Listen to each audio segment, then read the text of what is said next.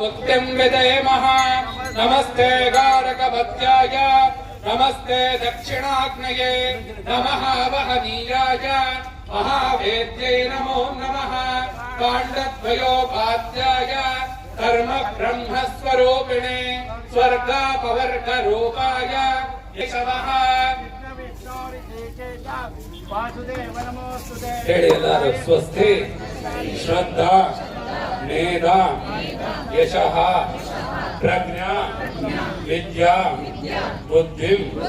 ಶ್ರಿಯಂ ಬಲಂ ಆಯುಷ್ಯಂ ತೇಜ ಆರೋಗ್ಯಂ ದೇಹಿ ಮೇ ಹವ್ಯವಾಹನ ಶ್ರಿಯಂ ದೇಹಿ ಮೇ